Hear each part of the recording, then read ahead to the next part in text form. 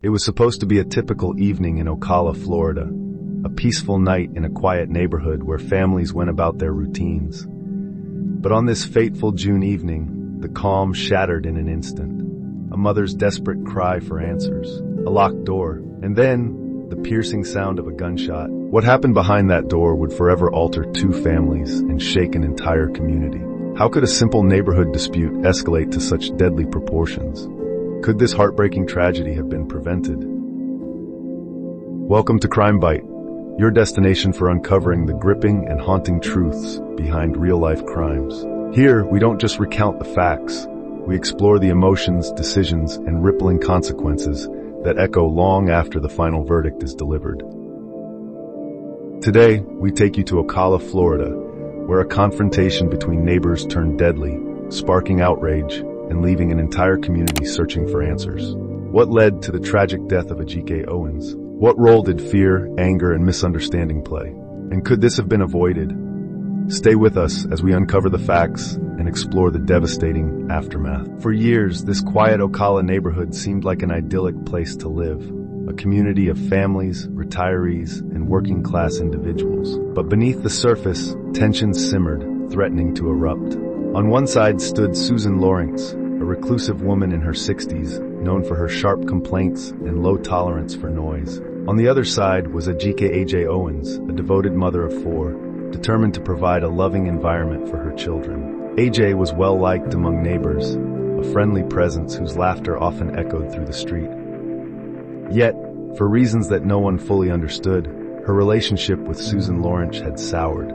What began as small irritations soon grew into full-blown hostilities. Neighbors described their dynamic as oil and water, two vastly different personalities destined to clash. Susan, known for her isolation and strict boundaries, saw AJ's vibrant household as a source of disruption. AJ, on the other hand, viewed Susan's constant complaints as an attack on her family and their right to simply exist. Small disputes over property lines and noise levels soon escalated into heated arguments. Police reports were filed, documenting a pattern of grievances that painted a picture of a neighborhood at odds. Susan complained about the children playing too close to her property, their laughter and games grating on her nerves. AJ accused Susan of unfairly targeting her family, believing there was more to Susan's actions than mere annoyance. They didn't get along at all, one neighbor recounted. You could feel it whenever you walked by. There was just this hostility in the air. As the months wore on, the animosity only deepened. Friends and neighbors began to notice how the smallest incident, a misplaced ball, a loud laugh, could spark a new round of accusations. And yet, despite the clear animus, no one could have predicted how far it would go. But what exactly caused the relationship between Susan and AJ to deteriorate so severely? Was it truly about noise and boundaries, or was something deeper driving this conflict? As tensions continued to build, it was only a matter of time before their lives collided in a way no one could have imagined. What started as small complaints about children playing too close to Susan's yard quickly spiraled into something much darker. Neighbors had heard her grumbling about the noise, about the children's ball rolling into her lawn, about the way she felt their presence disrupted her space. But for Susan Lawrence, those small annoyances soon grew into a bitter obsession. "Get off my property!" she snaps, pointing a finger at the child, who freezes in confusion. The boy stammers an apology, clutching the ball to his chest as he slowly backs away. "It's fine, honey. Come here," AJ says, her voice calm but protective. Her eyes meet Susan's across the lawn, and there is an unspoken tension between them. One woman bristling with anger, the other standing firm in silent defiance. For Susan, the presence of AJ's children became an unbearable intrusion. For AJ, Susan's escalating hostility was something no mother could tolerate. But then, things took a dangerous turn. Neighbors would later recall hearing Susan's angry shouts echoing through the street. "She just lost it," one witness said. It wasn't just yelling anymore, it was physical. She started throwing things, and that's when we knew it had gone too far. "You don't ever throw anything at my kids," AJ yells, stopping just short of Susan's property line. Susan stands on her porch, arms crossed, her expression cold and unyielding. "You need to keep them away from my house," Susan retorts, her voice dripping with disdain. As Susan's actions grew more aggressive, AJ found herself in a constant state of vigilance. She began watching her children more closely, keeping them within earshot at all times. But the conflict was no longer just about the children. It had become personal. In the months leading up to the tragedy, law enforcement was called to the neighborhood multiple times. Reports described heated arguments, accusations of harassment, and a growing sense of unease that neither party could ignore. But despite the intervention of authorities, the tension only escalated. They just couldn't leave each other alone, the neighbor says, their voice tinged with regret. It was like a powder keg waiting to explode. We all felt it. Everyone on the street knew something bad was going to happen. We just didn't know when. But what was driving Susan's anger? Was it truly about noise and property, or was there something deeper at play? Something unspoken but impossible to ignore. And as AJ struggled to protect her family, how far would she go to stand her ground? "She threw something at us again," the child cries, clutching AJ's arm. "It's okay, baby. Mama's here. She won't hurt you again." AJ Owens, like any mother, had reached her breaking point. For months, she had endured Susan Lawrence's escalating hostility, her complaints, her threats, and now her physical aggression. AJ knew she had to act, not just for herself but for her children. And so, driven by a mother's instinct to protect, she approached Lawrence's door to demand accountability. "Open the door, Susan." AJ's voice is firm, unwavering. "You can't keep doing this. You owe me and my kids an explanation." Behind that locked door, Susan Lawrence was spiraling. She claimed later that she felt fear, a fear that drove her to a decision that would haunt an entire community. But was it fear or something darker? In that moment, something inside her snapped. "You can't hide forever, Susan. You need to face what you've done." "Mom, come back!" The crack of the gunshot shattered the night. In an instant, the confrontation turned fatal. Susan Lawrence, armed and behind the safety of her locked door, had made her choice. And AJ Owens, unarmed and standing outside, paid the ultimate price. For AJ's children, the trauma of that moment would stay with them forever. They had watched their mother, their protector, lose her life in the blink of an eye. What was supposed to be a safe place, their neighborhood, had become the site of their worst nightmare. But what drove Susan Lawrence to pull the trigger? Was it truly self-defense, as she later claimed? Or was it the culmination of her anger and resentment? A decision made in a moment of rage with irreversible consequences. As investigators began to piece together the events of that night, one thing was clear. This was a tragedy that could never be undone. One shot, one life taken. In an instant, a simple neighborhood dispute escalated to the unthinkable. AJ Owens, a mother of 4, stood unarmed at the door, demanding answers. But inside, Susan Lawrence held a gun, a weapon that would forever change the lives of everyone involved. "You can't keep doing this, Susan. You need to take responsibility." The sound of the gunshot echoed through the neighborhood, piercing the stillness of the night. AJ Owens fell to the ground, unarmed and defenseless, her life extinguished in an instant. Behind her, her children stood frozen, their faces contorted in shock and terror. As AJ's children screamed for help, the weight of what had just happened began to settle over the neighborhood. Neighbors emerged from their homes, their faces pale with confusion and fear. Some hesitated, unsure of what to do, while others reached for their phones to call 911. The peaceful street had become a crime scene. Despite the best efforts of the paramedics, AJ Owens was pronounced dead at the scene. The bullet that pierced the door had ended her life and left her children motherless. What began as a dispute over property and boundaries had turned into a nightmare no one could have imagined. But as the dust began to settle, questions arose. Why did Susan Lawrence pull the trigger? Was it truly out of fear, as she would later claim? Or was this the culmination of months of animosity and unchecked anger? What pushed her to make such a deadly decision?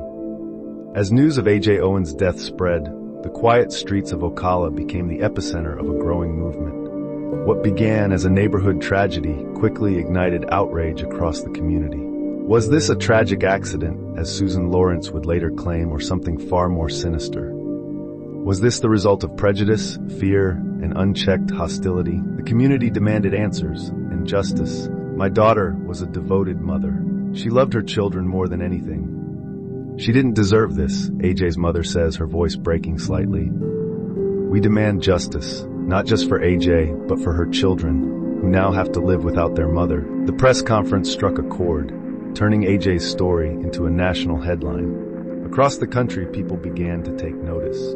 Social media became a platform for outrage, with hashtags like Justice for AJ trending within hours. AJ's name became a rallying cry for those demanding accountability and change. Tonight, we honor AJ Owens, a mother, a friend, and a woman who stood up for her children. But we're also here to demand justice. We're here to say enough is enough. How many more lives have to be lost before something changes? The community's grief quickly turned into action. Vigils became protests, and protests became a movement. People of all backgrounds and beliefs came together, united by a shared sense of outrage and a demand for justice. But as emotions ran high, the question lingered. Was this a crime born of fear, or was it fueled by something much darker? She didn't have to shoot her, one man says, shaking his head. There's no excuse for what she did. I've lived in this neighborhood for years, a woman adds. We've had our share of disputes, but nothing like this. It feels like she just snapped. The protest brought attention to the systemic issues that many felt were at the heart of AJ's death. Issues of race, fear, and the dangers of escalating hostility. People began to ask hard questions. Why did Susan Lawrence feel the need to use a gun? Why didn't she call for help instead of taking such a drastic measure? And most importantly, would she be held accountable for her actions? We cannot let this case be swept under the rug. AJ's life mattered. Her children's lives matter. This isn't just about one family. This is about all of us. It's about making sure this never happens again. But even as the community came together in solidarity, the pain of AJ's loss remained heavy. For her family, the fight for justice was just beginning. What would the courts decide? Would Susan Lawrence face the consequences of her actions? And would AJ's children ever find peace after witnessing such a horrifying event? This court is now in session. The trial of Susan Lawrence drew national attention, and for good reason. At its core was a single haunting question. Was this an act of self-defense, or a reckless display of anger fueled by prejudice? From the very beginning, Lawrence's defense was clear. She feared for her life. But prosecutors presented a starkly different narrative. One of a woman, secure behind a locked door, who acted out of rage, not fear. My client acted in self-defense, the attorney says, their voice steady. She was alone, frightened, and felt threatened by someone aggressively pounding on her door. In that moment, she believed she had no other choice, but the prosecution wasted no time countering this narrative. They painted a picture of a woman who wasn't acting out of fear, but rather out of anger. A woman who, instead of calling for help, chose to grab a weapon and pull the trigger. Susan Lawrence was behind a locked door, the prosecutor begins, their words cutting through the courtroom silence. She was in no immediate danger. AJ Owens was unarmed. This was not self-defense. This was an act of aggression. Look at this door. Secure. Ms. Lawrence had every opportunity to call for help, to wait for law enforcement. Instead, she chose to escalate the situation in the most violent way possible. AJ's family watched intently as the evidence was laid bare. For them, this wasn't just about proving Susan Lawrence's guilt. It was about justice for AJ, for her children, and for the life that was stolen. She was a private person, the witness says, their hands clasped tightly. She didn't trust people. That night, she was scared out of her mind. She truly believed she was in danger, but the prosecution wasn't finished. They brought forth neighbors who recounted Susan's history of complaints and confrontations, painting a pattern of escalating hostility. She was always yelling at the kids, the neighbor says. She didn't like anyone coming near her yard. This wasn't fear, it was frustration. She was angry, not scared. Ladies and gentlemen of the jury, this case isn't about fear, it's about choices. Susan Lawrence made a choice to escalate, to act out of anger, and to take a life. That choice cannot go unpunished. As the trial unfolded, the stakes became even clearer. Would the jury believe Susan's claim of self-defense, or would they see through it as an excuse for an unforgivable act? And what would justice look like for AJ Owens and her family? Would the defendant please rise? After weeks of a gripping trial, the moment of reckoning had arrived. For AJ Owens' family, this was about more than a sentence. It was about accountability. Would Susan Lawrence face the full weight of the law, or would her actions be met with leniency? The courtroom held its breath. Susan Lawrence, for the crime of second-degree murder, You are sentenced to 25 years in the custody of the Department of Corrections. For many, the sentence felt like justice served. 25 years behind bars for taking the life of an unarmed mother seemed fair in the eyes of the law. But for AJ's family, no number of years could ever bring her back. Today, we saw a measure of justice for AJ, she begins, her hands gripping the podium. But no sentence will ever heal the pain of losing her. My daughter was a light in this world, a devoted mother who fought to protect her children. We will carry her memory forward, and we will keep fighting for change. For the Owens family, the sentence brought some closure, but no true relief. Their lives had been irreparably changed. AJ's children would grow up without their mother, and her absence would leave a void that could never be filled. But they found strength in the community's support and in their own determination to keep her legacy alive. The case of AJ Owens and Susan Lawrence had captivated a nation, sparking conversations about fear, prejudice, and the devastating consequences of unchecked hostility. While the sentence marked the end of a legal battle, it left behind questions that lingered in the hearts of many. Could this tragedy have been prevented? And what does justice truly mean when a life is lost? The tragic death of AJ Owens didn't just impact her family or her community, it resonated across the nation. This wasn't just about a single act of violence. It became a lightning rod for deeper conversations about race, fear, and the deadly consequences of gun violence in America. For many, this case revealed painful truths about systemic biases and the dangerous intersection of fear and prejudice. This case is about more than just AJ Owens, the activist says, standing outside the courthouse.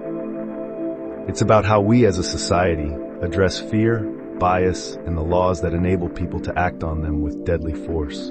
AJ was a victim of a system that prioritizes individual fear over accountability. We have to ask ourselves, why are we so quick to justify violence when fear is involved? And whose fear are we prioritizing? This isn't just about self-defense, the professor says. It's about how the law is applied. The concept of self-defense is supposed to protect those who are truly in danger, not to excuse reckless violence. But in cases like this where race and bias are factors, the lines become blurred. We need to confront that. For some, this case underscored the need for stricter gun control laws that prioritize de-escalation over escalation. For others, it highlighted the racial biases that continue to plague the justice system. AJ Owens wasn't just a victim of one person's actions. She was a victim of a broader system that allows fear to justify deadly decisions. We can't separate this case from the larger context of race in America, the advocate says. Would Susan Lawrence have reacted the same way if AJ Owens wasn't a black woman? Would her fear have been seen as justified if their roles were reversed? These are the questions we have to ask if we want to change the system. But how do we address these biases? How do we create a system that values accountability as much as it values safety? And how do we ensure that cases like AJ's become the exception, not the rule? We're here to demand action, one speaker says, their fist raised in solidarity. Action on gun violence, action on systemic racism, and action on holding people accountable for their choices. AJ Owens' death cannot be in vain. AJ's legacy didn't end with her death. It became a rallying cry for change, a reminder that every act of violence has broader implications. Her family and supporters vowed to keep fighting, not just for AJ, but for a future where no family has to endure the same heartbreak. But will this case lead to real change? Will it force America to confront its biases and re-examine its laws? Or will AJ Owens' story become another tragic statistic in an endless cycle of violence and fear? AJ Owens' story is more than a tragedy. It's a testament to love, resilience, and the power of a mother's devotion. Her life was taken too soon, but her legacy lives on through her children, her family, and the countless lives she touched. AJ was a light, her mother says, her hands clasped tightly. She loved her children fiercely. They were her world, and she would have done anything to protect them. That's the kind of person she was, strong, kind, and full of life. For AJ's children, life without their mother has been a difficult journey. But with the support of their family and community, they've found a way to channel their pain into purpose. They've become advocates for justice, determined to honor their mother's memory by ensuring her story sparks change. Tonight, we're here to celebrate AJ's life and to remind everyone that her story is far from over, her mother says to the audience. Her children are her legacy, They carry her strength, her love, and her determination. And together, we'll keep fighting for a better future. The community has rallied around AJ's family, offering support, love, and a shared commitment to ensuring her death wasn't in vain. Vigils have turned into fundraisers, and fundraisers into initiatives aimed at promoting justice and peace. The mural isn't just for AJ, the artist says in an interview. It's for her children, for her community, and for everyone who's been impacted by senseless violence. It's a reminder that even in loss, there's hope and the power to create change. My mom always told me to be strong no matter what, they say. She was strong for us, and now we have to be strong for her. We're going to keep telling her story so that no one else has to go through what we did. AJ's children have become the heart of her legacy. Their courage and resilience inspire others to join the fight for justice, to confront the biases and violence that led to her death, and to create a world where every life is valued. But will AJ's legacy spark the change her family and community are fighting for? Will her story serve as a turning point in the battle against violence and prejudice? Or will it become yet another heartbreaking chapter in an all-too-familiar cycle? Fear, prejudice, and violence collided in this tragic tale. AJ Owen's death was more than just a moment. It was a mirror, reflecting the deeply ingrained issues that plague our society. It forced us to confront uncomfortable truths about how we handle fear, how we judge others, and how quickly misunderstandings can spiral into irreversible acts of violence. But AJ's life, her strength, and her legacy remind us that even in the darkest moments, there is a chance for light. Her story has sparked conversations about accountability, empathy, and the importance of standing up for justice. It challenges us to ask ourselves hard questions.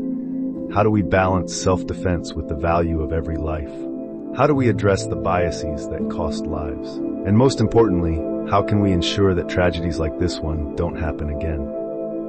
What do you think? Was justice truly served, or is there more to this story? The conversations sparked by AJ Owen's case are far from over, and your voice matters. Share your thoughts, continue the dialogue, and join the fight for a better, more just world. Thank you for watching CrimeByte, your destination for gripping true crime stories that challenge, inform, and inspire. Don't forget to subscribe to our channel for more in-depth documentaries that uncover the truth behind the headlines. Leave your thoughts in the comments below, and let's continue the conversation.